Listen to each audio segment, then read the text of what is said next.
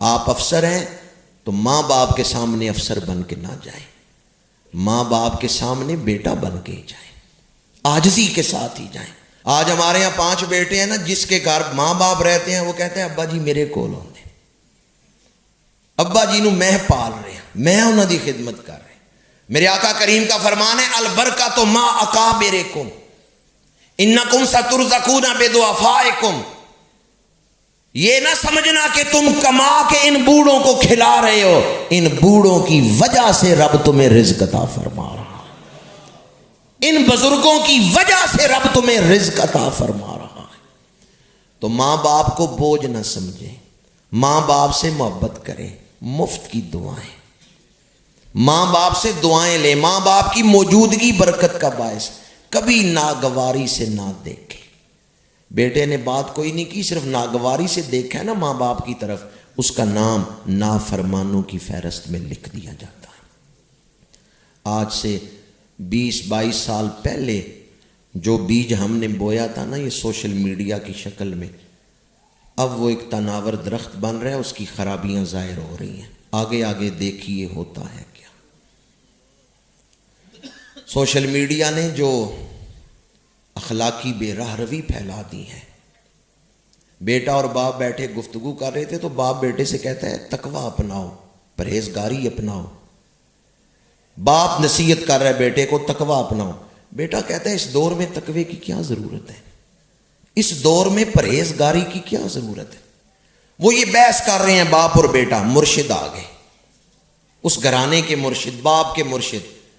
بیٹے نے ان مرشدوں سے سوال کیا کہ بتائیں اس دور میں تقوی کی کیا ضرورت ہے، پرہیزگاری کی کیا ضرورت ہے۔ مرشدوں نے کہا کوئی ضرورت نہیں ہے، ہمیں تقوی کی کوئی ضرورت نہیں۔ بیٹا خوش ہو گیا، انہوں نے کہا دیکھا ابا جی میری بات کی تصدیق آپ کے مرشد بھی کر رہے ہیں، ہمیں تقوی کی کوئی ضرورت نہیں ہے۔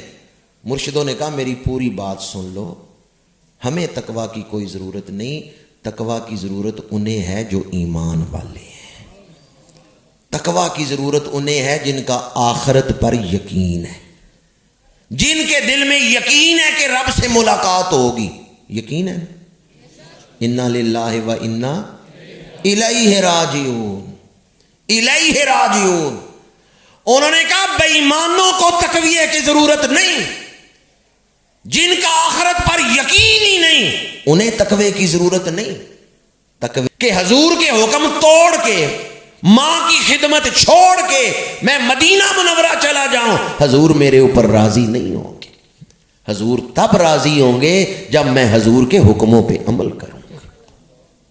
آپ کے والدین صرف دنیا داری کا تعلق نہیں، والدین کے ساتھ آخرت جڑی ہوئی ہے۔ بریلی شریف میں قافلہ حجاج نے اعلیٰ حضرت کو روتے دیکھا، رکت دیکھی، اشکوں کی برسات دیکھی، تو کہا آپ بھی ہمارے ساتھ چلیں۔ اعلیٰ حضرت نے کہا ٹھہر جاؤ، میں اپنی والدہ سے اجازت لے کے آتا ہوں۔ گھر آئے، زنان خانے میں آواز دی۔ آپ حیران ہوں گے کہ یہ میں کیا بیان کر رہا ہوں، زنان خانے میں آواز دی۔ پہلے ہمارے گھروں کے نقشے ایسے ہوتے تھے، مرد علیحدہ بیٹھتے تھے، عورتیں علیحدہ، عورتوں والے حصے میں مرد نہیں جاتے تھے، وہ زنان خانہ حصہ کہلاتا تھا۔ محلے کی عورتیں آ کے عورتوں کے پاس بیٹھتی تھیں، مردوں کا حصہ علیحدہ ہوتا تھا، مرد مہمان آتے تو وہ مردانہ حصے میں ہی رہتے تھے۔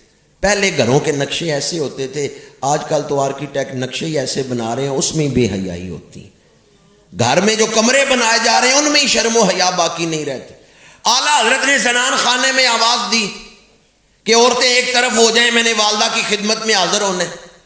جو عورتیں وہاں بیٹھی ہوئی تھیں وہ سب پردہ کر کے الگ ہو گئیں۔ اعلیٰ حضرت اندر گئے تو کیا دیکھا، والدہ چادر تان کے آرام فرما ہے، والدہ سوئی ہوئی ہیں۔ اعلیٰ حضرت نے آواز دے کے نہیں اٹھایا، جسم ہلا کے نہیں اٹھایا، چارپائی کے پائنتی بیٹھ گئے۔ علم کے تاجدار، صدر الافاضل کے استاد، علم میں یگانہ روزگار، مینارہ نور پر ماں کے سامنے آئے تو استاذ العلماء، مرجع العلماء، بحر العلوم بن کے نہیں آئے، ماں کی خدمت میں آئے ہیں تو بیٹا بن کے آئے۔ آپ افسر ہیں تو ماں باپ کے سامنے افسر بن کے نہ جائیں، ماں باپ کے سامنے بیٹا بن کے ہی جائیں۔